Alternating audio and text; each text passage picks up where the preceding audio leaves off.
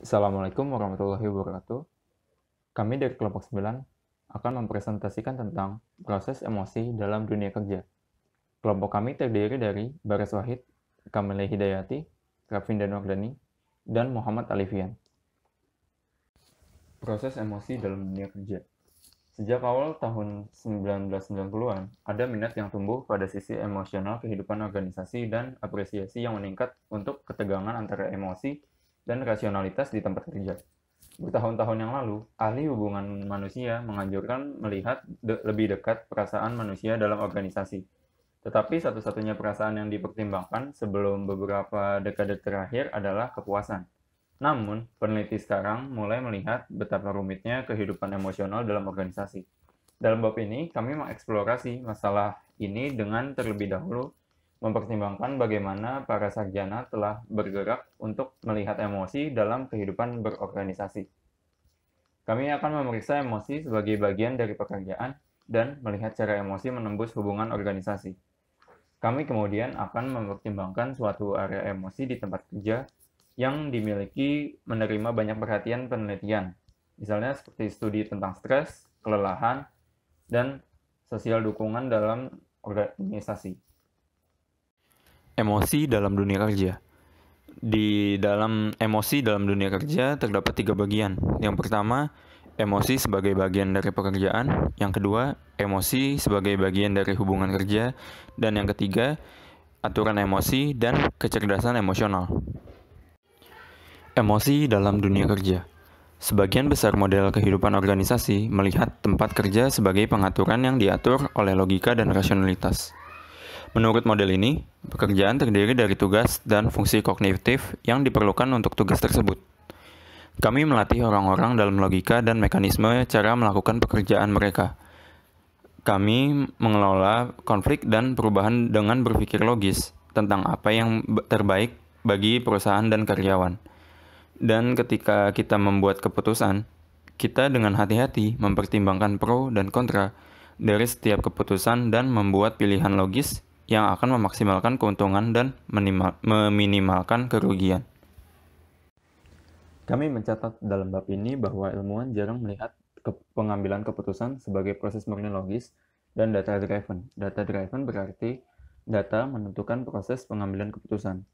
Orang di tempat kerja atau sebaliknya tidak sering mengikuti langkah-langkah yang ditentukan, mendefinisikan masalah, menetapkan kriteria, mencari informasi, mengevaluasi alternatif, dan mencapai keputusan.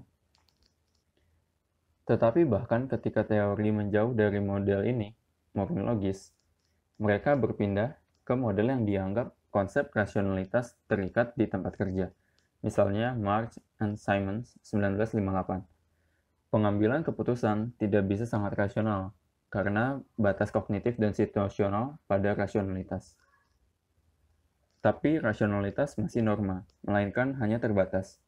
Baru-baru ini, bagaimanapun, Dennis Mumby dan Linda Putnam 1992, ternyata gagasan ini di atas kepala dengan menyarankan bahwa alih-alih melihat rasionalitas dibatasi, kita harus mempertimbangkan emosionalitas dibatasi.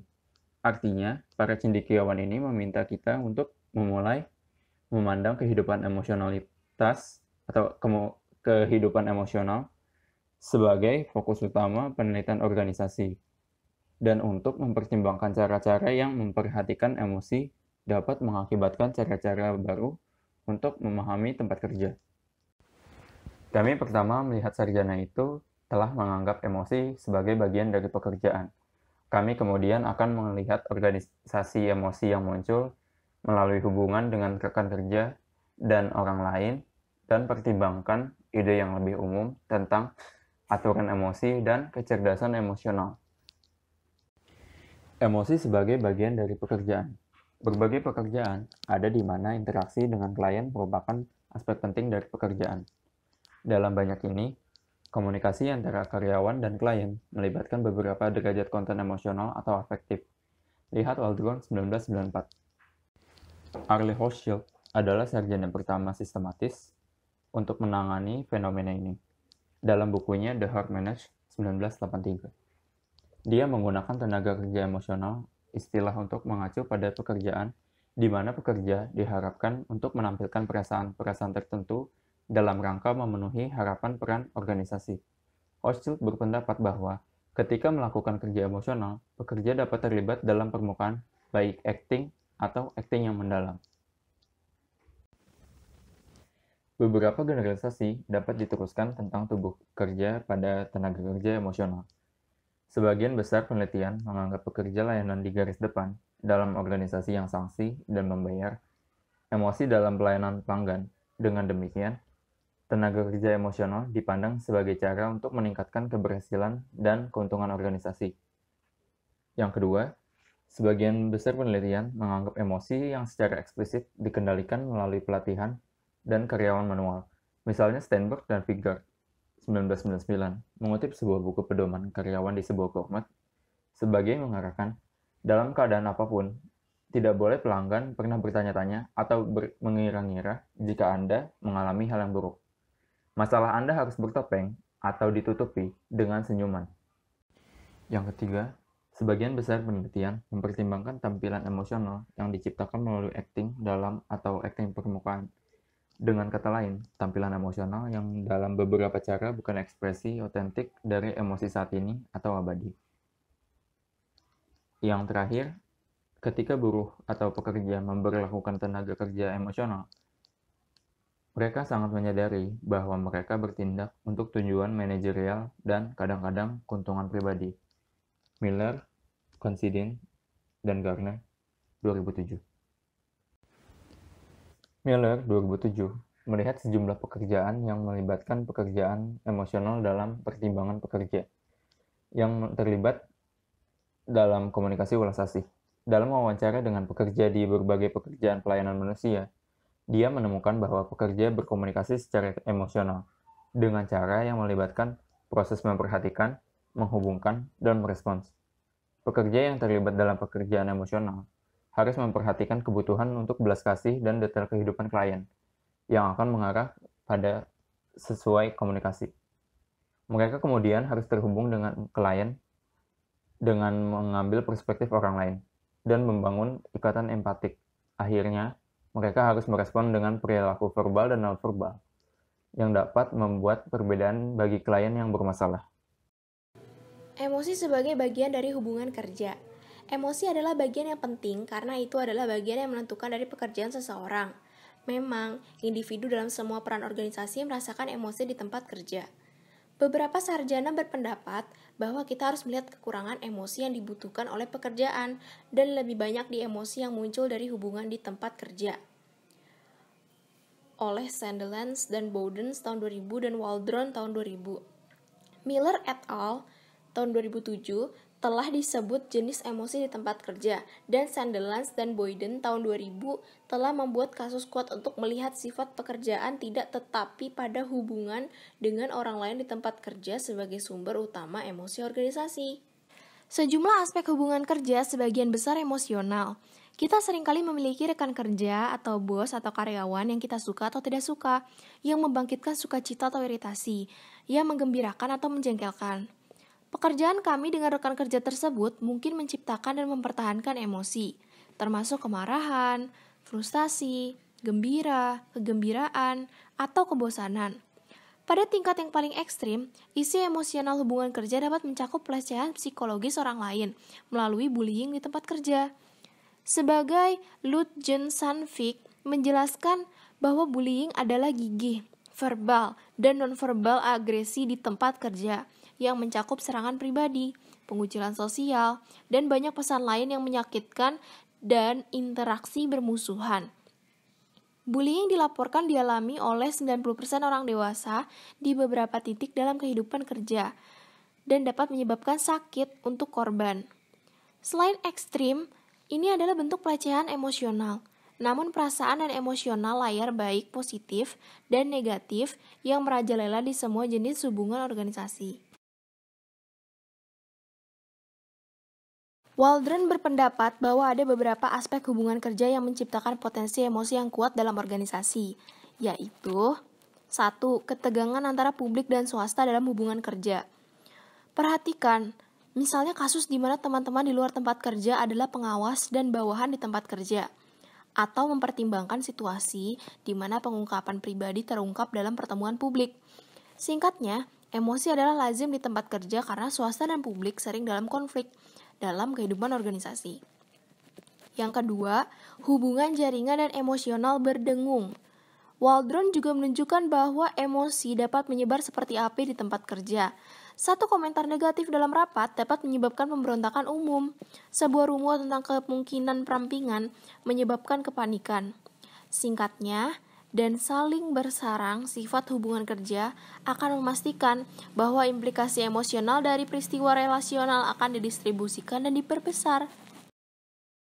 Kesetiaan konflik. Karena organisasi adalah sistem yang kompleks, pekerja sering merasa banyak loyalitas. Konflik ini mungkin melibatkan perbedaan antara apa yang terbaik bagi individu dan apa yang terbaik bagi perusahaan. Atau individu mungkin merasa loyalitas bertentangan dengan berbagai departemen atau individu dalam organisasi. Atau kesetiaan mungkin mengembangkan kelompok subkultur yang memiliki terbentuk di tempat kerja. Dalam setiap kasus ini, emosi yang intens, pengkhianatan, dedikasi, kecemburuan mungkin ditemukan. Hak dan kewajiban emosional di tempat kerja, akhirnya Waldron berpendapat bahwa kebanyakan tempat kerja termasuk rasa yang kuat relasional moralitas, apa yang adil, benar, dan hanya dalam hubungan kerja. Ketika norma ini terganggu, emosi yang kuat dapat dilihat. Misalnya, Waldron mengutip seorang wanita yang telah dituduh tidur caranya untuk berpromosi oleh seorang rekan kerja. Aku mengambil tinjuku dan dingin terkokang yang kecil penghisap dan berkata kepadanya, mengajukan keluhan. Aku tidak pernah memiliki komentar lain ke wajahku tentang apa yang saya miliki dilakukan. Aturan emosi dan kecerdasan emosional. Emosi kemudian adalah bagian sentral dari kehidupan organisasi, baik dalam hal interaksi dengan pelanggan atau klien, dan dalam hal interaksi dengan anggota lain dari organisasi. Beberapa ahli baru-baru ini tampak di seluruh wilayah dengan mencoba memahami aturan-aturan emosi untuk tampil emosional di tempat kerja dan dengan memahami peran yang mungkin memainkan kecerdasan emosional di berbagai tempat kerja interaksi. Misalnya Kramer dan Hess disurvei berbagai pekerja untuk belajar tentang aturan yang mengatur kehidupan yang dirasakan emosional oleh sebuah organisasi. Aturan-aturan ini diringkas dalam tabel 11.1. Kenyataan bahwa pekerja dirasakan aturan ini ada jelas menunjukkan bahwa ada standar untuk ekspresi emosional, baik dengan rekan kerja dan dengan pelanggan dan klien. Tabel 11.1 ini adalah tabel tentang pengaturan emosi yang ditampilkan di tempat kerja. Rule yang pertama yaitu mengekspresikan emosi dengan profesional. Artinya, seorang individu itu harus punya kontrol atas emosinya dan memaintain atmosfer bisnis di tempat kerjanya.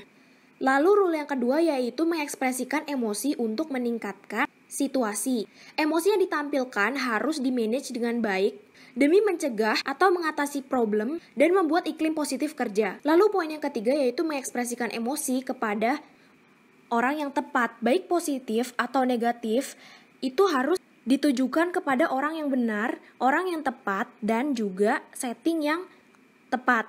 Lalu mengekspresikan emosi untuk membantu individu. Jadi emosi itu dimanage untuk mengembangkan support dan juga membantu sesama. Poin selanjutnya yaitu jangan memanage emosi untuk keuntungan pribadi dan untuk merugikan orang lain. Jadi emosi itu tidak boleh dimanage hanya demi untuk kepentingan pribadi. Lalu poin yang terakhir yaitu ketidakpatutan ekspresi beberapa emosi. Jadi, pekerja harus memaintain pengaturan emosi positif yang pantas dan juga tidak menyakiti yang lain. Misalnya yang paling aturan sering dikutip melibatkan kebutuhan untuk menjadi profesional. Aturan ini menunjukkan standar untuk kontrol emosi saat berinteraksi dengan klien dan rekan kerja. Sebagai contoh, mengekspresikan kemarahan melalui berteriak dan memaki mungkin akan dilihat sebagai pelanggaran peraturan ini, seperti yang akan ekspresi frustasi atau kesedihan melalui tangisan. Itu perlu dicatat bagaimanapun bahwa aturan-aturan tampilan emosional tidak keras dan cepat hukum, tetapi akan bervariasi dari tempat kerja ke tempat kerja dan akan berubah dari waktu ke waktu. Untuk misalnya, Scott dan Myers menjelaskan cara di mana petugas pemadam kebakaran Rocky 204 bab 11 harus disosialisasikan ke dalam strategi untuk mengelola emosi mereka, sangat stres pekerjaan, dan Morgan dan Krohn mempelajari sejauh mana improvisasi dan perilaku emosional dapat menyebabkan pembengkokan aturan profesional menampilkan di tempat kerja. Stres, burnout, dan dukungan sosial di tempat kerja. Istilah burnout pertama kali diciptakan oleh Freudenberger, merujuk pada kelelahan dari tekanan kerja. Burnout adalah kondisi kronis yang mengakibatkan stres kerja sehari-hari berdampak pada karyawan. Konseptualisasi burnout yang paling banyak diadopsi telah dikembangkan oleh Maslach dan rekan-rekannya dalam studi mereka tentang pekerja layanan manusia. Menurut Maslach, burnout terdiri dari 3 dimensi yang saling terkait, yaitu yang pertama, kelelahan emosional, merupakan inti dari fenomena burnout. Pekerja menderita kelelahan emosional ketika mereka merasa lelah, frustasi, kehabisan tenaga, atau tidak mampu menghadapi hari lain di tempat kerja. Yang kedua, kurangnya pencapaian pribadi. Aspek fenomena burnout ini mengacu pada pekerja yang melihat diri mereka sebagai kegagalan dan tidak mampu memenuhi persyaratan pekerjaan secara efektif. Yang ketiga, depersonalisasi. Dimensi ini hanya relevan untuk pekerja yang harus berkomunikasi secara interpersonal dengan orang lain. Misalnya klien, pasien, siswa, sebagai bagian dari pekerjaan. Ketika mengalami burnout, pekerja seperti itu cenderung memandang orang lain melalui kacamata berwarna karat atau mengembangkan pendapat yang buruk tentang mereka, mengharapkan yang terburuk dari mereka, dan bahkan secara aktif tidak menyukai mereka. Pemicu stres yang menyebabkan burnout. 3 pemicu stres di tempat kerja yang paling sering diidentifikasi adalah beban kerja, konflik peran, dan ambiguitas peran. Beban kerja telah dikaitkan dengan burnout baik secara kuantitatif, memiliki terlalu banyak pekerjaan untuk dilakukan, dan secara kualitatif, memiliki pekerjaan yang terlalu sulit. Stres beban kerja dapat berasal dari berbagai sumber organisasi. Konflik peran dan ambiguitas peran juga merupakan pemicu penting di tempat kerja. Konflik peran melibatkan 2 atau lebih persyaratan peran yang saling berbenturan, dan ambiguitas peran muncul ketika ada ketidakpastian tentang persyaratan peran. Burnout juga bisa diakibatkan oleh pemicu stres di luar tempat kerja. Beberapa tahun yang lalu, Holmes dan Rahe mendemonstrasikan efek merugikan dari peristiwa kehidupan yang penuh tekanan pada kesehatan fisiologis. Kejadian-kejadian ini juga dapat memiliki dampak pada pengalaman burnout yang dialami di tempat kerja. Namun, mungkin yang lebih penting daripada peristiwa-peristiwa besar dalam kehidupan ini adalah kerepotan sehari-hari serta menyeimbangkan ketegangan emosional pekerjaan dan kehidupan rumah tangga. Hasil dari burnout. Burnout dapat memiliki berbagai efek terhadap fisiologis, sikap, dan organisasi. Secara fisiologis, burnout telah dikaitkan dengan hasil seperti penyakit jantung koroner dan tekanan darah tinggi. Ada beberapa sarjana yang telah menyelidiki hasil sikap dari burnout. Sebagai contoh, peneliti yang menyelidiki berbagai pekerjaan dan pekerja telah menghubungkan burnout dengan penurunan tingkat kepuasan kerja. Demikian pula, pekerja yang kelelahan seringkali memiliki tingkat komitmen yang lebih rendah, karena mereka menjadi kecewa dengan organisasi atau pekerjaan yang penuh tekanan. Hasil perilaku yang paling umum terkait dengan burnout dalam organisasi adalah pergantian pekerjaan. Komunikasi sebagai penyebab burnout. Ada banyak cara di mana komunikasi berkontribusi pada pengalaman burnout dalam organisasi. Beberapa karakteristik tempat kerja telah diidentifikasi, yaitu beban kerja, konflik kerja, dan ambiguitas peran yang dapat berfungsi sebagai pemicu stres dan menyebabkan burnout. Interaksi komunikatif misalnya, jelas berkontribusi besar pada beban kerja seseorang. Komunikasi juga dapat mempengaruhi pengalaman konflik peran dan ambiguitas peran. Sebagai contoh, model pengembangan peran Grant dalam Grant dan Skandura tahun 1987 menjelaskan tentang cara-cara interaksi atasan bawahan yang membantu mendefinisikan harapan ketika seorang individu belajar tentang pekerjaan dan organisasi. Jika komunikasi dalam tahap sosialisasi yang krusial ini tidak memadai, konflik peran dan ambiguitas mungkin saja terjadi. Jadi, dalam slide ini dijelaskan sebagai komunikasi yang ada di dalam organisasi itu sendiri bisa berkontribusi sebagai penyebab burnout. Komunikasi juga berperan dalam menciptakan stres melalui proses komunikasi emosional. Terdapat 2 cara di mana aspek emosional pekerjaan berkontribusi terhadap stres dan kelelahan. Yang pertama, kerja emosional sebagai kontributor burnout.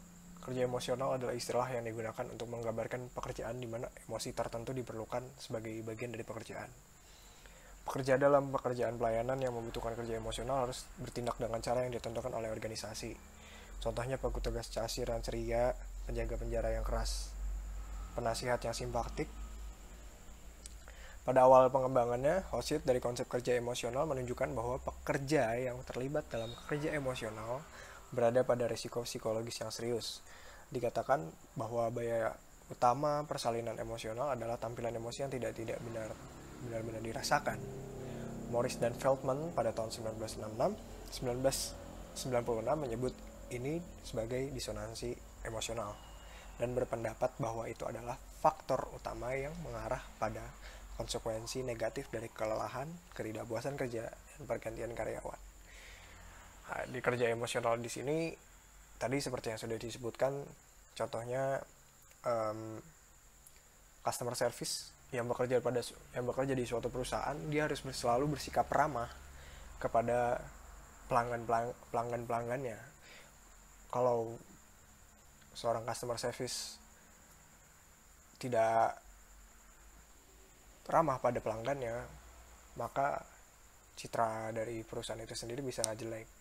Jadi perusahaan itu memang sudah mematok suatu SOP di mana seorang customer service harus ramah kepada pelanggannya. Ya, di sini berkontribusi dalam penyebab burnout karena emosi dia sudah dikontrol oleh organisasi seperti itu.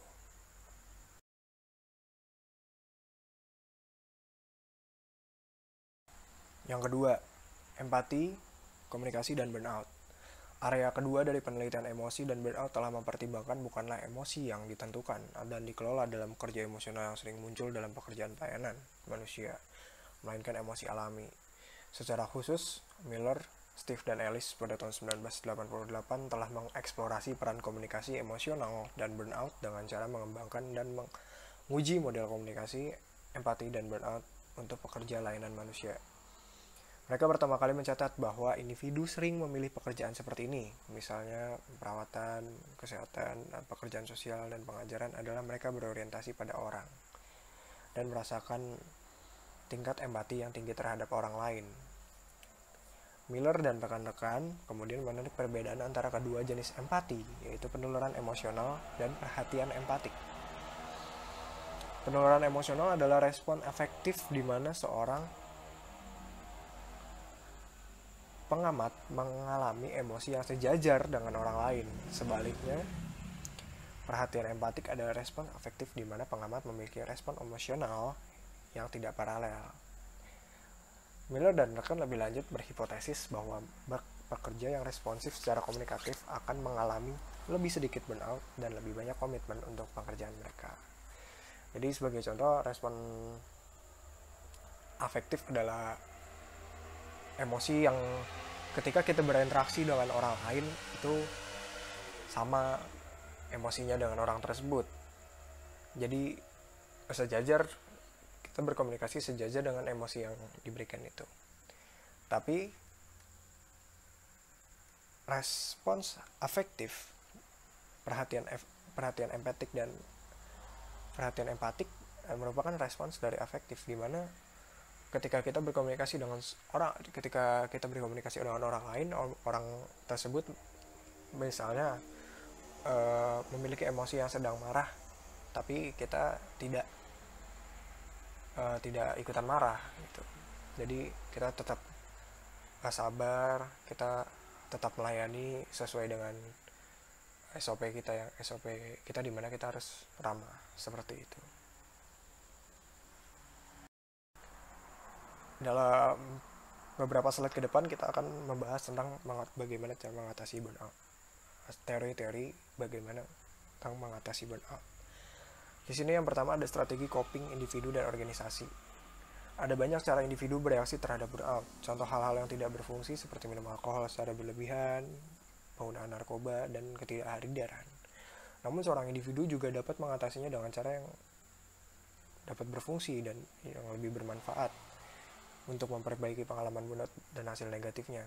Sebagai contoh, beberapa sarjana telah menunjuk beberapa jenis coping untuk menangani stres kehidupan dan stres organisasi. 3 jenis coping telah diidentifikasi. Penanganan yang berpusat pada masalah melibatkan berurusan langsung dengan penyebab burnout. Penanganan yang berpusat pada penilaian melibatkan perubahan cara seseorang berpikir tentang situasi yang menekan, dan penanganan yang berpusat pada emosi melibatkan berurusan dengan hasil afektif negatif dari kelelahan. Coping komunikatif. participation in decision making atau partisipasi dalam pengambilan keputusan. Strategi komunikatif yang pertama untuk mengatasi kelelahan di tempat kerja adalah partisipasi dalam pengambilan keputusan, atau kita singkat saja sebagai PDM.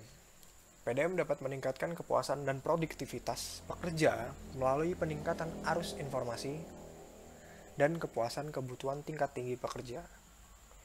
Penelitian juga menunjukkan bahwa PDM dapat mengurangi burnout di tempat kerja. Contohnya dalam sebuah studi eksperimental, Jackson pada tahun 1983 menemukan bahwa karyawan yang memiliki kesempatan untuk berpartisipasi dalam keputusan mengalami tingkat ketegangan yang lebih rendah dan lebih sedikit niat untuk meninggalkan pekerjaan mereka. Jadi sebagai contoh, jika kita sebagai pimpinan sebuah perusahaan atau sebuah organisasi, kita turut melibatkan anggota-anggota kita atau karyawan-karyawan kita dalam mengambil keputusan untuk perusahaan atau organisasi tersebut. Maka dari itu, ketegangan mereka dalam menghadapi pekerjaan mereka atau tugas-tugas mereka dalam organisasi dapat lebih rendah dibanding yang tidak mendapatkan kesempatan untuk turut berpartisipasi dalam pengambilan keputusan. Selanjutnya ada dukungan sosial. Berbagai macam tipologi telah diusulkan untuk mengkategorikan dukungan sosial. Kebanyakan tipologi melibatkan 3 fungsi utama dukungan sosial. Dukungan emosional, membiarkan orang lain tahu bahwa mereka dicintai dan dirawat. Dukungan informasi melibatkan penyediaan fakta dan saran untuk membantu seorang individu mengatasinya. Dukungan instrumental melibatkan bantuan fisik atau material yang membantu seseorang mengatasi stres dan ketegangan.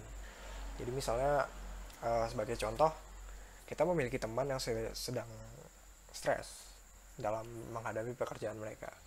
Kita di sini bisa memberikan dukungan sosial kepada teman kita tersebut. Jika dukungan emosional, kita bisa memberikan perhatian ke teman kita tersebut.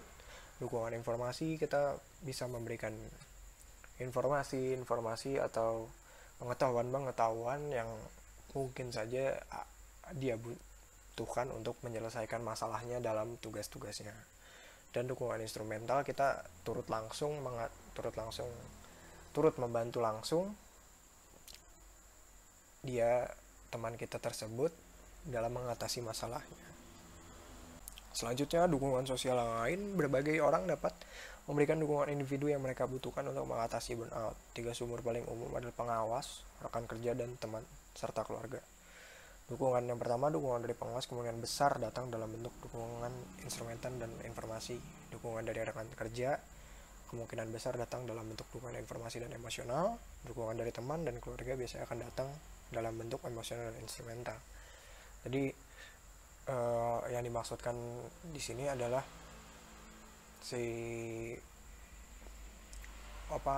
fitur dari orang-orang yang mungkin saja dapat memberikan dukungan sosial.